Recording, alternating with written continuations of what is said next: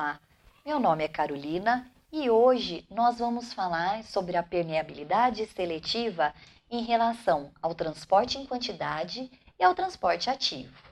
Muito bem, o transporte em quantidade ele está relacionado em três aspectos que a célula pode realizar esse tipo de transporte. São geralmente blocos de elementos que vão estar entrando dentro da célula. Quando esses elementos são partículas sólidas, então a membrana plasmática ela faz uma expansão dela mesma e engloba essa partícula sólida. Quando isso acontece, então nós chamamos de um transporte do tipo fagocitose. Existem partículas líquidas que têm uma grande densidade, então a membrana plasmática da célula vai fazer uma dobra, uma invaginação e faz com que essa substância, que é líquida de alta densidade, entre para dentro do seu citoplasma. Quando acontece isso, nós chamamos de uma pinocitose, ou seja, é o englobamento através de partículas líquidas. E tudo que entra precisa sair de alguma maneira. A esse processo nós chamamos de exocitose. Veja, exo significa que vai ser mandado para fora da célula. Quando são produtos importantes ou para a célula ou para outros elementos, outros órgãos do corpo, nós então falamos que é uma exocitose em que está sendo secretado determinado tipo de substância. Isso acontece muito com os hormônios.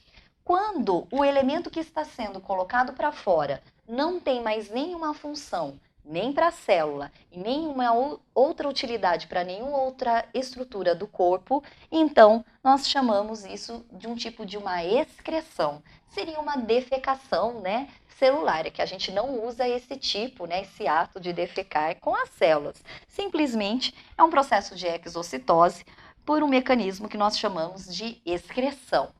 Muito bem, além desse tipo de transporte, nós temos o ativo com gasto de energia. Esse transporte agora pode ser do tipo de bomba de sódio e potássio. Quem realiza esse tipo de transporte são as células nervosas. Veja, células nervosas são células muito especiais. São células que passam por elas um impulso que é eletroquímico. Então, a membrana plasmática dos neurônios vão precisar fazer uma série de modulações e essas modulações estão na base de sódio e potássio, a bomba de sódio e potássio. O que acontece? Como que ela faz isso? Através da ATPase, uma enzima que quando se liga ao sódio faz com que ocorra a quebra do ATP em ADP. Lembram? O ATP é adenosina trifosfato. É a estrutura que nós chamamos de energia que é produzida pela célula.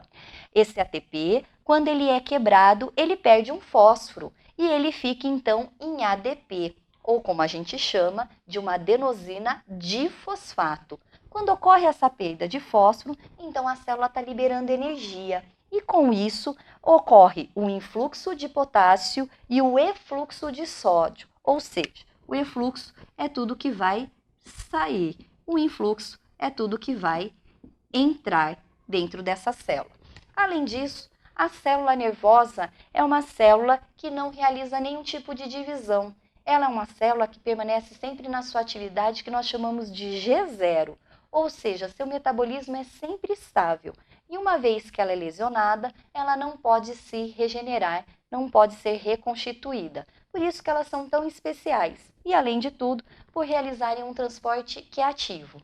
Para guardar, toda vez que a gente falar em transporte ativo, lembrem de atividade física. Quando a gente realiza uma atividade física, a gente gasta muita energia. É o que a membrana plasmática, para realizar esse processo, vai fazer. Ela vai gastar energia. Uma vez que foi gasto, logo ela consegue repor através dos nutrientes que ela vai absorvendo pela própria membrana plasmática. Enfim, eu espero que vocês tenham compreendido esses dois tipos de mecanismos de transporte. O transporte em quantidade, englobamento de partícula sólida por fagocitose, líquida por pinocitose e os mecanismos de liberar substâncias, que pode ser por secreção ou excreção. E também o transporte ativo com gasto de energia. Não se esqueçam, além disso, nós temos os transportes sem gasto de energia, aos quais nós chamamos de transporte passivo. Eu espero que vocês tenham compreendido. A gente se encontra em uma próxima aula. Até!